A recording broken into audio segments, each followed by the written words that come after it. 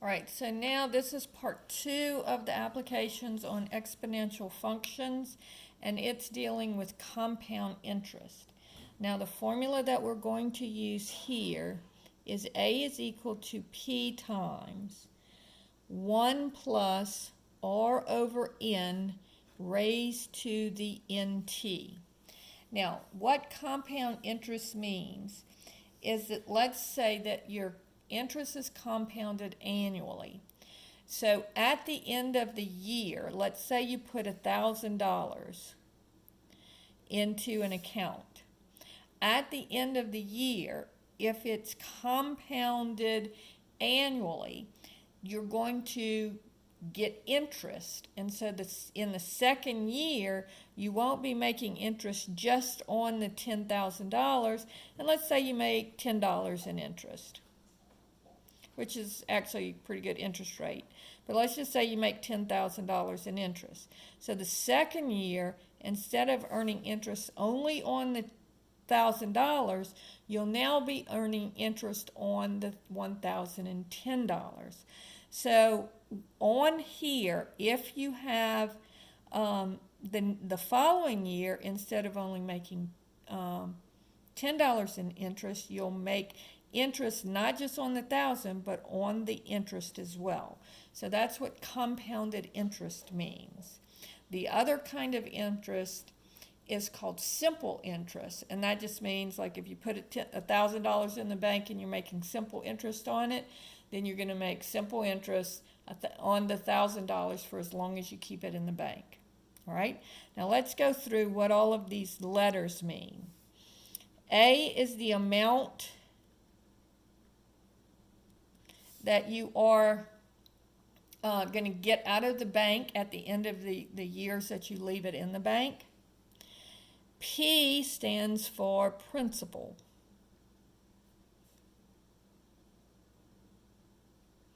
That's the amount that you put into the bank. So P is for how much you put in, right?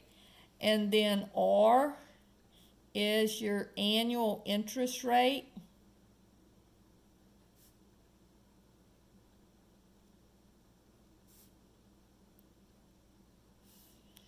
N stands for the number of times it is compounded per year. So here there are specific numbers that we're going to be using. If it's compounded annually, then N would equal 1. If it says it's compounded semi-annually, then N would equal 2.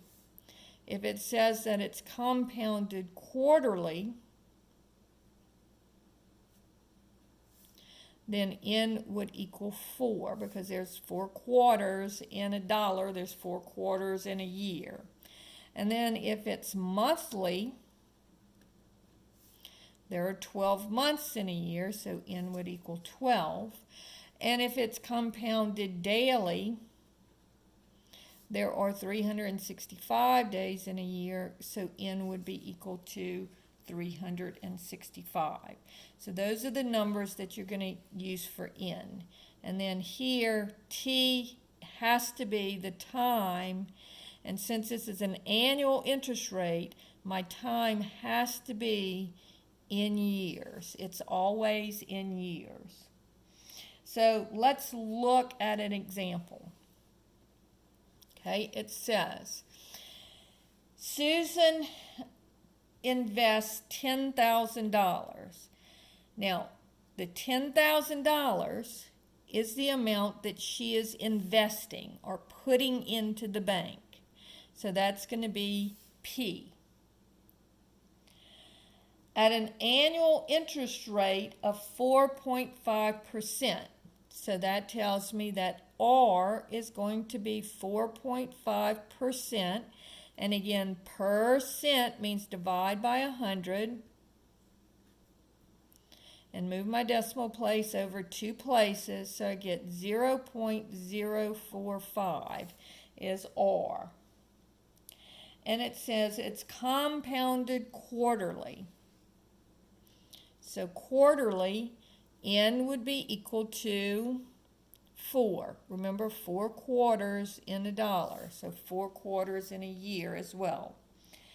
And then they say, how long would it take, not how long, how much money would she get out at the end of 3 years? So notice T here would be 3 years. And so all I have to do is plug this into my equation. So A would be equal to P is 10,000 times 1 plus R, which is 0.045, over N, which is 4, raised to the N, which is 4, times T, which is 3. Now again, I would simplify this just because it makes it easier. You don't have to use as many parentheses. But I'm going to do all this using my calculator. But 3 times 4 is 12. So now I'm going to take out my calculator, and I'm going to type in 10,000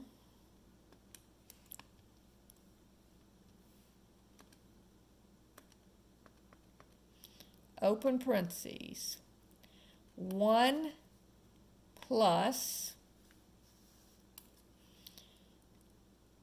0.045 divided by 4, close parentheses, raised to the 12th power, equals.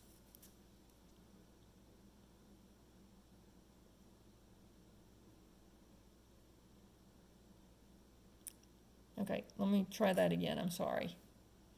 Let's do this, and then I'll multiply it by the 10,000. I don't know whether I forgot to hit times. That's what it is. So let me start over again. So open parentheses, 1 plus 0.045 divided by 4, close parentheses, raised to the 12th, is equal to this, and then times the 10,000. I forgot to hit the times button. So this gives me $11,436.74 if I round to the nearest penny. So this is how much money I would get out of the bank at the end of the 3 years. So notice that I have made $1,436.74 off of that $10,000.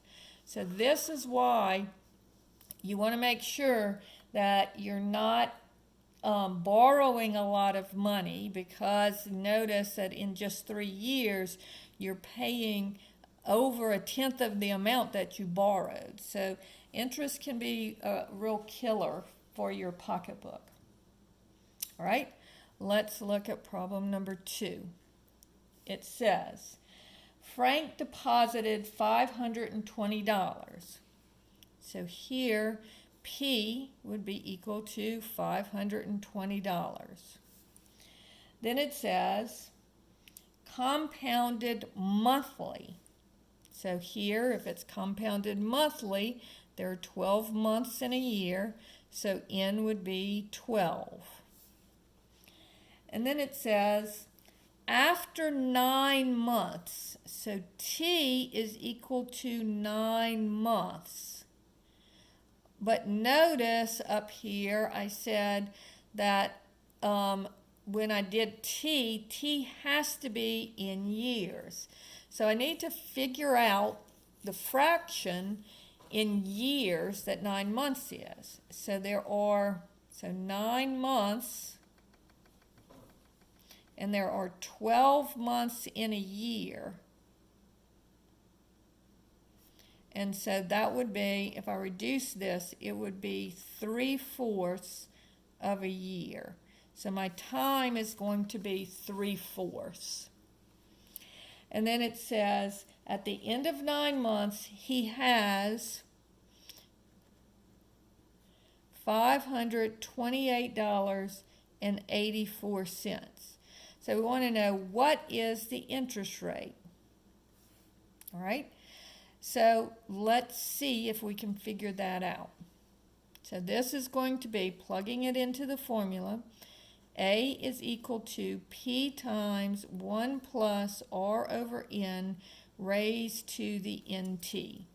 So that would be 528.84 is equal to 520 times 1 plus R over N, N is 12,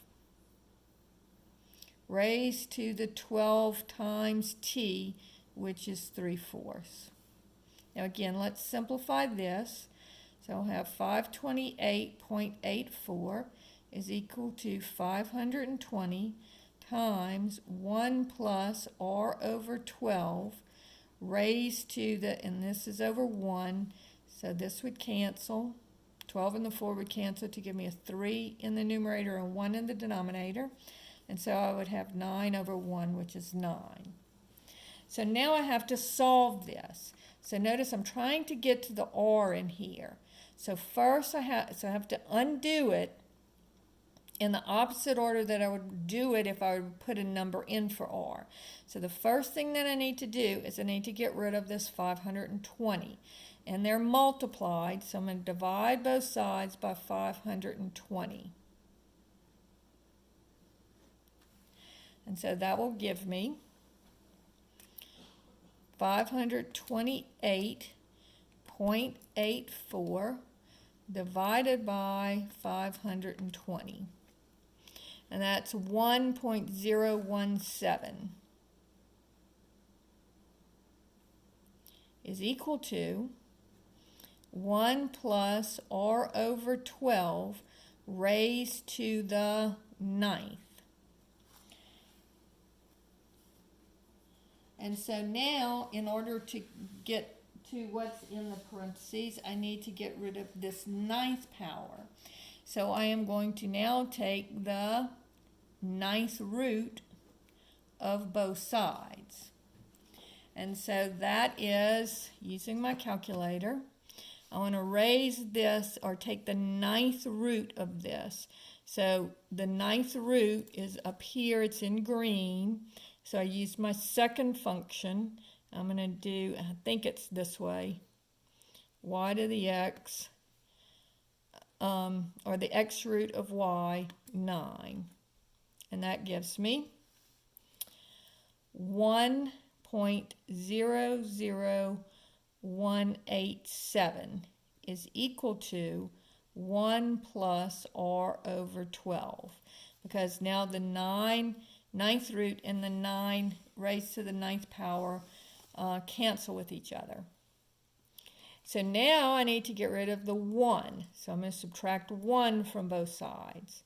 So that would give me 0.00187 is equal to R over 12.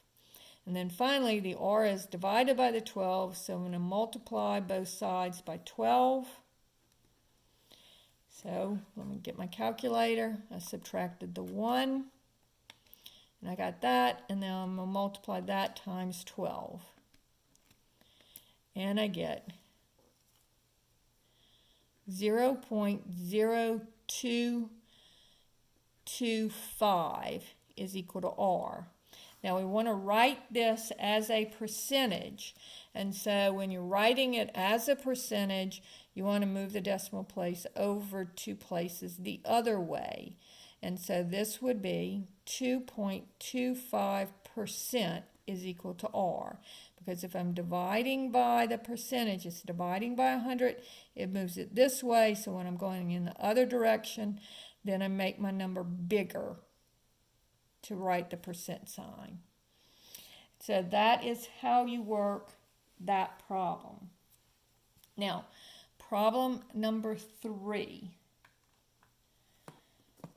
says,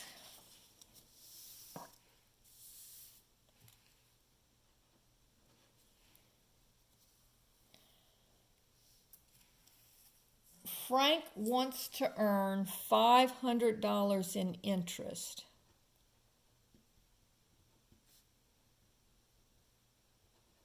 Okay. If he invests $5,000 at 4% compounded quarterly. All right? So if he's investing $5,000, that's the P. And then the question here is how long would he have to keep the money in the bank? Okay, so we know that P is 5,000. All right, we know that the interest rate is 4%, which again, 4 over 100 moves my decimal point over 2 places, so this would be 0.04. And it's compounded quarterly, so I know N is 4. But notice there's no place in the formula to put how much interest you made. So, and I'm looking for T. So I need to know, remember the formula is A is equal to P times 1 plus R over N raised to the NT. And so on this one, you have to figure out what A is. Well, if you put $5,000 into the bank and you get $500 back in interest, the amount that you would get back at the end of the day would be the $5,000 that you put in plus the $500 that you're going to get back. All right, so this would be $5,500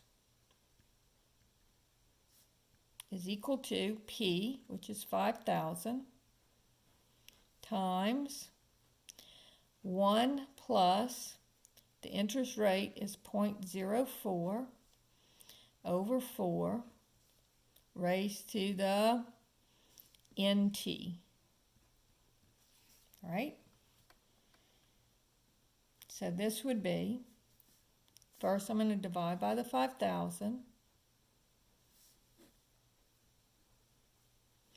And so this would be 1.1 is equal to, and if I do this, this would be 1 plus 0.04 would be 0.01 raised to the 4t. And then this would be 1.1 is equal to 1.01 raised to the 4t. And, well, actually, we don't know how to do this problem yet. I must have written the number down wrong. So we'll come back to this, but this is how you go about, this is how you plug it in to figure it out. And we'll come back to this problem when we learn how to work this type of problem. And I'll try to remember to do that when we get there. All right? And I am so sorry about that. I must have written a number down wrong, because we cannot make the bases the same, because 1.1 and 1.01, the bases can't be the same. All right. So, the last word problem that has to do with compound interest, in this kind of compound interest, is, let's say that John has $7,000 and he wants to invest it in one of two accounts, and he wants to know which account would be better. One of them pays 4.4% interest, and it's compounded quarterly.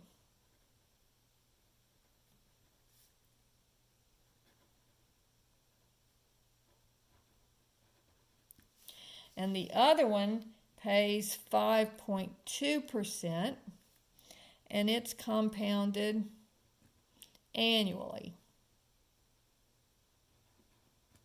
So what I'm going to do, and he wants to know which investment should he make. So since we are starting with the $7,000 in this account, the principal will be $7,000. The interest rate is 4.4%. So again, 4.4 over 100. Move it over 2 places to make the number smaller, 0.044. Now, they don't give us a T, and so since we're comparing two accounts, as long as we compare the same amount of time in both accounts, it will be the same. So we're just going to let T equal 1 year in both accounts. I could let T be 2 years in both accounts, but just to make it easier, I'm going to make it 1 year. And this one is compounded quarterly, so N would be 4.